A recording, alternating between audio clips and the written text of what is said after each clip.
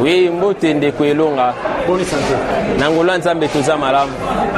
Mokonza mboka autaki mobembo muzana yena mobembo ya mboka bapaya. Précisément na mboka mondele. Wapi pa ibabeta ki penza hymne national pona ko memia ye. Mais président komi kuna asomi ba fungo la topé ba clé pona ko ya ko déboulonner bato bazali ba partenaire na ye. Likambango ezali ni. Merci beaucoup. Nalingina mais un peu ko préciser, oui, c'est vrai. Président asalaki déplacement wana asalaki déplacement wana ezalaki vraiment malamu mingi mais et les cas qui peut être kitoko makasi bandeko balobai que non président a comme Maison Blanche té à baroboa qui ça y est mais le président surprendre parce que 20 ans après hymne national et Betty nakati a République démocratique plutôt nakati États-Unis d'Amérique et à part ça babeta 21 coups de canon pour honneur il y a président de la République moi Namboka Félix Antoine Tshisekedi akenda kosomba na ba clété mais il faut pas comprendre que Félix Tshisekedi c'est un démocrate. C'est un président qui veut instaurer la vraie démocratie dans ce pays. Et il faut comprendre que bandeko babanda ko yemba que non bango basa ba démocrate, ba konsibiso ba démocrate ba dictateur. Parce que le président n'a pas cité le nom. Aboyika libanga na molili alobi, je vais déboulonner toutes les traces de la dictature. Écoutez, trace, ça dit que jusqu'à ce jour, on vivre certaines traces, il y a dictature dans le mboka na biso. Mais batumuso bazaro benga que no ba na kati opposants, en réalité ce sont des dictateurs. Donc mututu azo ata na esprit ya ki dictature. Eza na kati assemblée nationale, na kati assemblée provinciale. Oh soki wapi, mutunyo sona il faut azala déboulonner. Alors bango ba moni c'est comme ici balobaki na bango kaka FCC ba réagir au non ndeni ni président akoyi koloba que non ako déboulonner ba trace ya dictature. C'est que bango bazo reconnaître que na ngambu na bango il y a des dictateurs. Non, président Lobaki régime qui koleka. Ba trace ya régime ya Mobutu. Colonie Kabila. Non, écoutez, ba trace wana c'est belé. Donc bato tout ba kaka avant président Félix Tshisekedi. Ba travailler na kata dictature. Vous comprenez? Mais atangi na combat mutute. Peut-être dictature ya ko déboulonner data msusu ya époque ya Mobutu. Peut-être dictature ya ko déboulonner tam ces à l'époque ya Mouzé Kabila.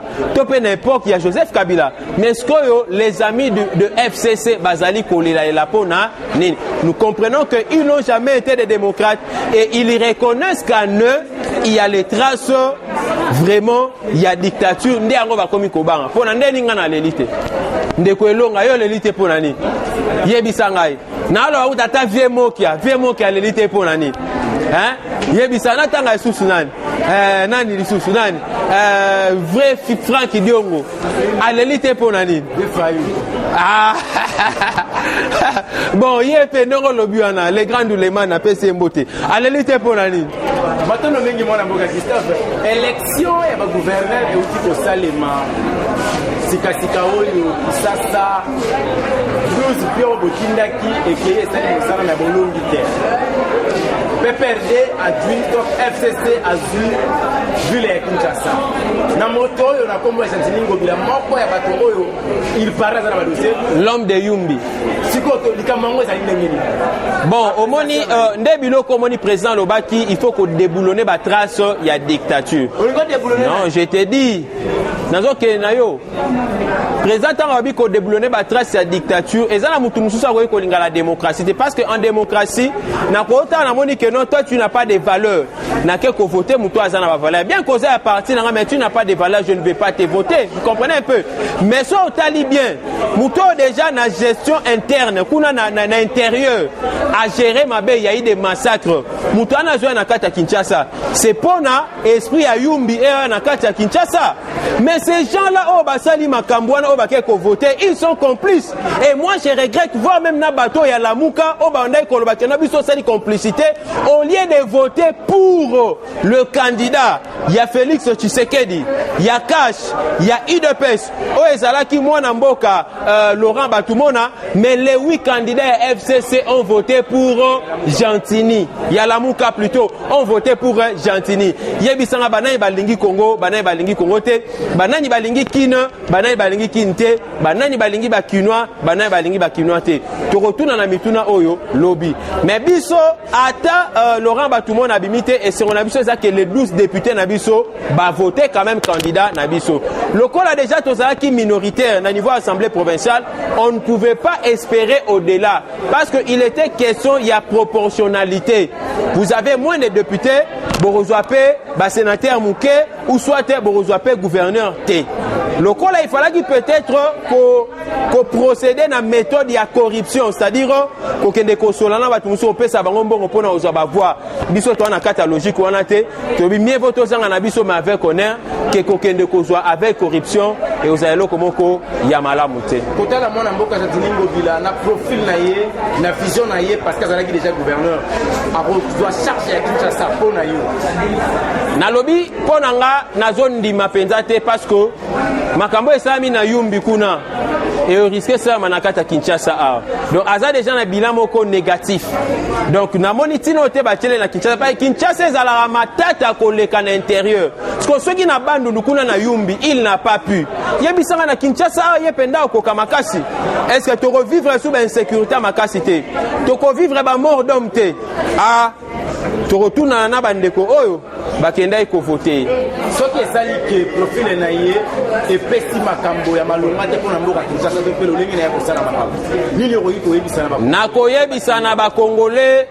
il faut ba se prendre en charge congolais ayeba que yende mutaza à la base ya makambo de stoza na yango lelo parce que ce n'est pas le président Félix Tshisekedi to pe Jean-Marc Kabunda ndakenda ko voter ba député provinciaux wana c'est toujours la population quinoise ndakenda ko voter ba député provinciaux wana lokola ba voter ki ya UDPS muke ba voter à FCC Belé ba réalité wana yango to komi ko kuta nango lelo siko ba musu ba komi ko lobote il faut président de la République à suspendre gouverneur wana to pe a annuler ba résultat wana mais ako résultat ako annuler ngondeni aussi longtemps yo okenda ko voter ye olobi etanga ko yana a voter le gouverneur o ya voter le yo ezali Gentini Ngobila c'est pas là parce que linga ke zala bongo mais to biso ka zala prudent ceux qui tobi que non et simbité to telema ensemble to saka na kati ba gouverneur to mona tangandika ndeko Zoé Kabila abimi gouverneur pona yo yaya lungbe na kita bokonja likolo mpele kazuna we ya seri ko bani non et ça to ça na kati mboka et ça course on est en démocratie vous comprenez Toroyi Kobo il a été mais là on a sepelité les jours où a ça la discours na ye je n'ai pas été flatté na façon il y a celle qui discours là il ne méritait pas d'être élu comme gouverneur oyebi l'intelligence l'intelligence il faut commater l'intelligence oyeba ngo kaka tango solana mutu bebu santé que non il a des raisonnements mais ce qu'on tant mutu ça déjà discours oyaye moko c'est pas comment qui sait pas comment là qui excusez-moi azotanga yango avec beaucoup de difficultés et côté kutu je dirais phonétique embuscade na utiliser ta terme wana donc embuscade na kati ya munoko na ndemoko ya osakana te mais to comprendre te bandeko kaka ba accepter ba voter parce que l'argent est circulé parce que azamutu na biso vous comprenez un peu c'est ça le mal mais là on a linga na beta mikolo ezani na esa na président de la République ba gouverneur ba ça déjà élu ba fanda hein ba fana bango mais le président de la République a permis bango.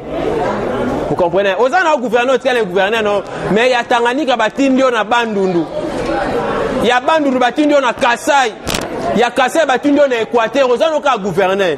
Kende suko travailler le la gouverneur. Parce que nous comprenons, Bamsous, Babimiana pour des missions précises, des missions spéciales. De Batindio, wana yo bima gouverneur, wana pono c'est la mission likambuboye. Biso tobi faut permutation et salama. Ou soit président Salango et ça la cycle. Après 2 mois, au Longwa, au Kekuna. Après 3 mois. Mais ça, non, pour un mandat de 5 ans, tu vas sillonner toute la République. Parce que, enfin, le gouverneur est censé travailler pour le pays. tu n'es pas seulement pour ta province, c'est pour tout le pays. Alors, le col, on travaille pour tous les pays, hein. Pour aussi, le col, à modéro. On travaille, on travaille, on travaille. Toi, on n'a pas ça à gouverner, on a une c'est faut travailler, tu rotation. L'élection gouverneur, tout le monde a cassé central les bateaux, famille a comme un sapo, dans la tête, candidat, il doit faire sa vie, Penza et Bombrate, motorisé sur FCC, le côté en gros, pas battre, va salir victime. Batomboki, ni le reconnaît dans la famille. Mais, na reconnaît dans la famille, wana, ba tombokate, na ndenge gouverneur, wana bimi, mais ba tomboke la ba député. Et puis ba tomboke la bango na bango moko parce que belé bazala qui est inconscient. Ba kenda ko voter ba député à FCC parce que ba pesa bango 500 francs, pesa bango 1000 francs, pesa bango 2000 francs. Voilà maintenant les conséquences. Aujourd'hui nous subissons et quelque part na o CP là, ndenge ba conséquences wana édiqué ba congolais belé comme ça en 2023. Campagne coûte à 2023 na yebisa na président. Il faut pendant voter loi campagne à 2023 mutu atambo na polo azate mutu atambo na saki ya fufu azate saka matsango azate campagne ka ya maloba ka bo évidé ce qu'on total oui convaincre et puis peuple peut au voter encore ba opesa le voter parce que tant on peut ça peuple loko ndé peuple même biso na ba vote pe ya mabe ata mutu azan ndoki le rôle a payé $5,000 et ngana kufa $5,000 ndoki fanda na yo mais ba $5,000 wana ba damango inaneze belé donc na réseaux sociaux président ya IDPS na Congo ya Jean-Marc Kabunda basambwisi et pas yande kona Congo ya Azarias Robert a balancer image azalaki pe koloba na kata image wana que je vais balancer ça sur les réseaux sociaux moi Jean-Marc Kabunda likolo ya mpunda wapi na Kingakati eloko wana eza kolakisa nini bondeko na bango to pe bondeko na bino ekokolaka to pe ndenge nini eza problème d'abord un ya ba intention et puis de deux ba cheval na Congo o bazalaka na Kingakati te ngana moni faut ba congolais basala ba tout na kata Kinshasa ba besika no ni ba cheval eza ba cheval bazala belé eza kabila te muto ana esika ba cheval kabila tango ya kuta awa na monga aliema awa eza na ba site belé oyo eza na ba cheval o bazala kawana même ata na ba gombe vous comprenez un peu alors rien ne nous précise et nous confirme que l'on les a na kata Kingakati de 1 et puis de 2 il faut que l'on a ministre oyo nous sommes en coalition. Il y a un problème, il y a une intention. Nous sommes en coalition entre le cash et FCC. Et puis coalition na ezali voulu net nangabo na linga coalition na te.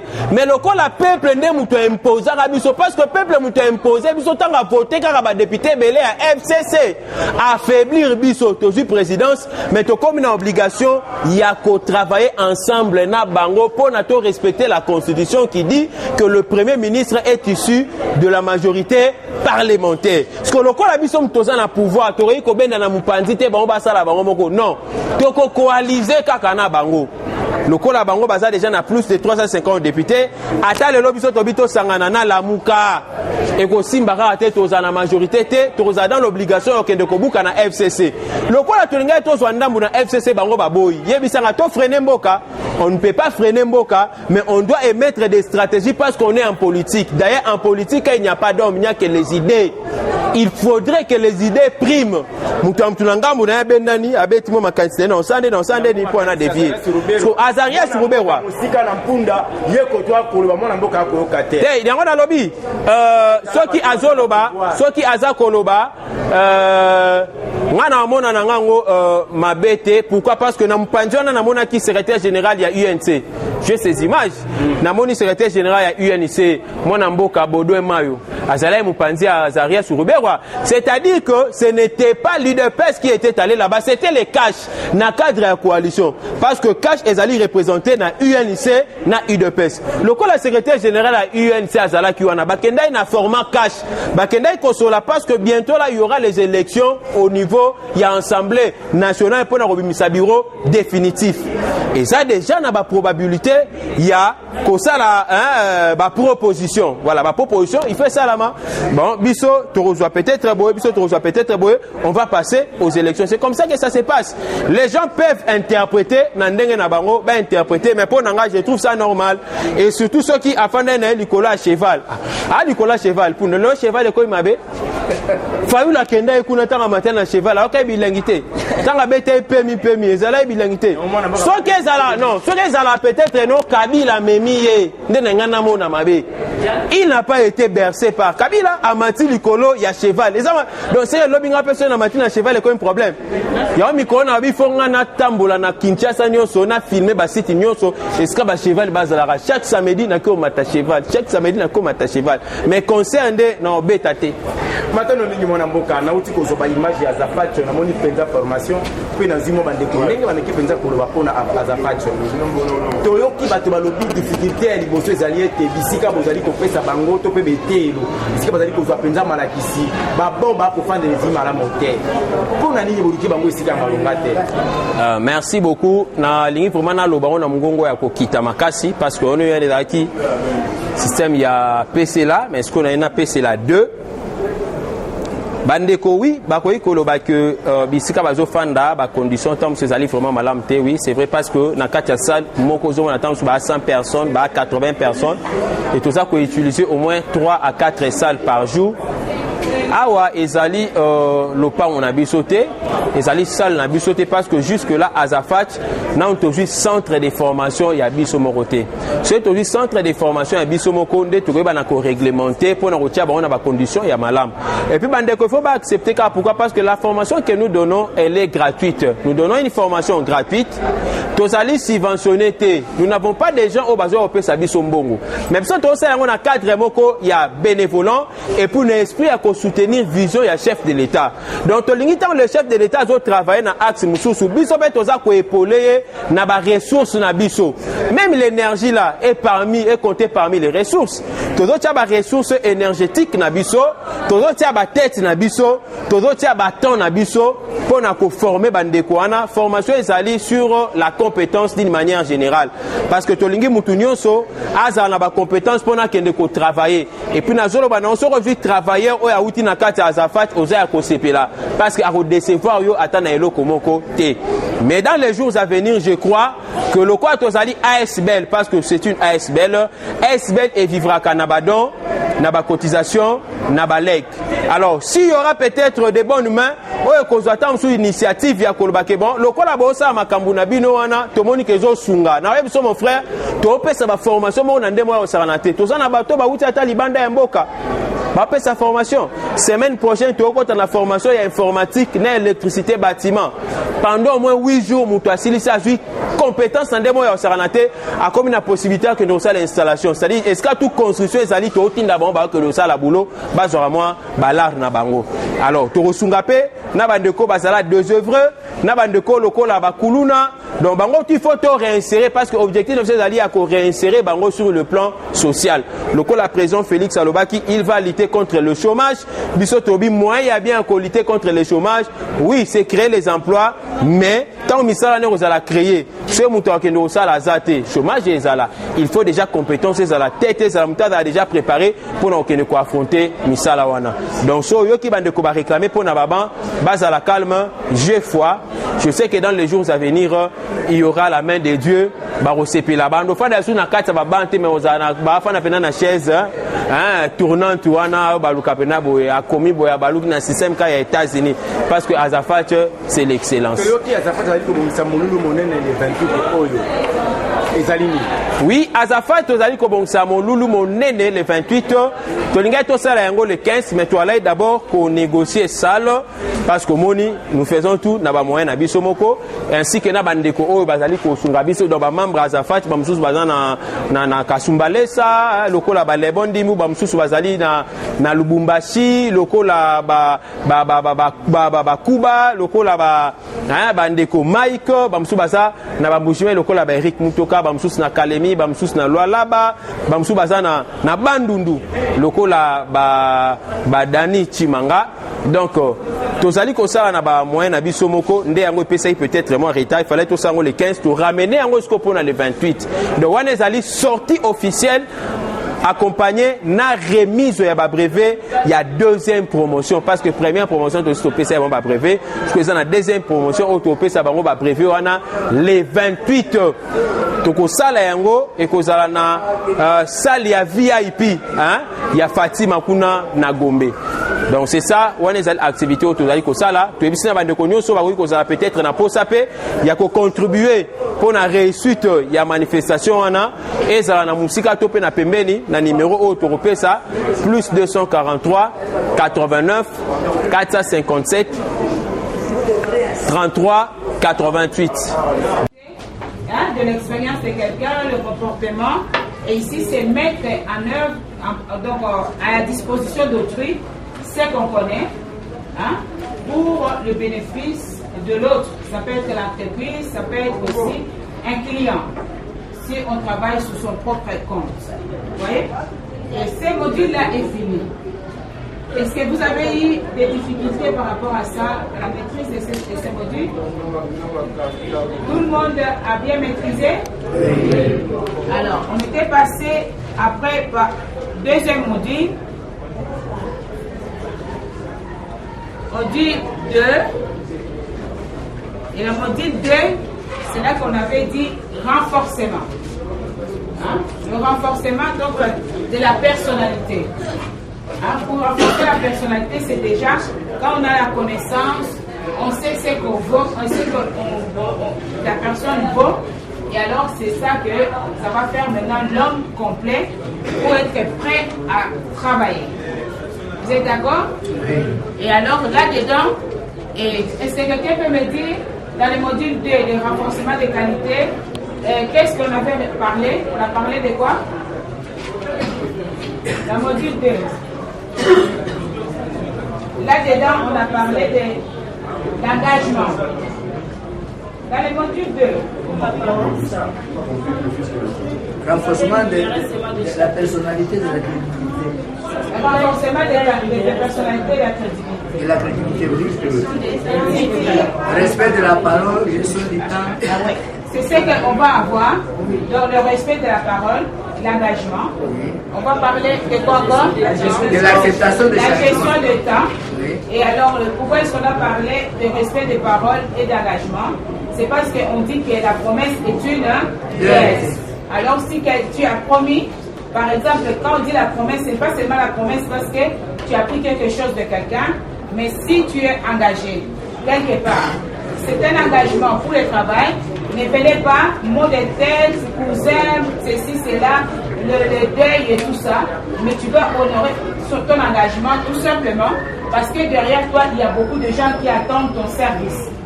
Et après, tu pourras faire des choses privées, donc on ne mélange pas du professionnel avec du privé. C'est ça le plus important de ces chapitres-là qu'on va développer. Le deuxième point que j'avais dit, on va développer la gestion du temps. La gestion des temps. Congolais ne connaît pas, il a la montre au bras, il a la montre au téléphone, mais il ne sait pas lire la montre. Pourquoi est-ce que... Il est habitué à ça.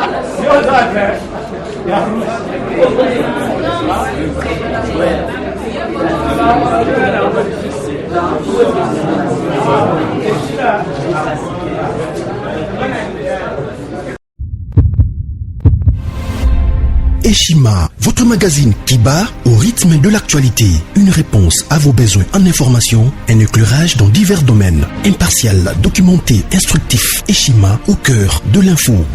Retrouvez la nouvelle édition. Exclusivité. Félix et Antoine Tshisekedi sont jours pour séduire alors que son élection historique à la tête de la RDC n'arrête d'éblouir. Le président de la République, Félix Antoine Tshisekedi, décide de mettre le bouchée double en présentant son cheval de bataille pour le 100 jours de son quinquennat. Infrastructure, santé, éducation et le bien-être social. Félix Tshisekedi, plus que jamais au chevet du Congolais. Analyse. Félix Tshisekedi, mieux qu'un équilibriste, un rassembleur politique. Luc Gérard Niafé, l'investisseur de renom qui a tout laissé pour servir la nation. Néhémie Mwilania, l'homme, le mythe, l'immutabilité. Découverte. Denise Nyakeru Tshisekedi, la touche maternelle d'une femme de conviction. Valérie Kabamba Ruvunangiza, chef d'entreprise promoteuse. Nation. Jean Bosco Kayombo impulse les renouveaux de la SNEL. Focus, Prince Kokola, Kantitima, une intégrité et un nationalisme sans tâche. CNSS, Agnès Mouad Nawej milite pour l'appropriation de la nouvelle loi sur les prestations sociales. Dossier Eshima, droit de la femme, le combat permanent.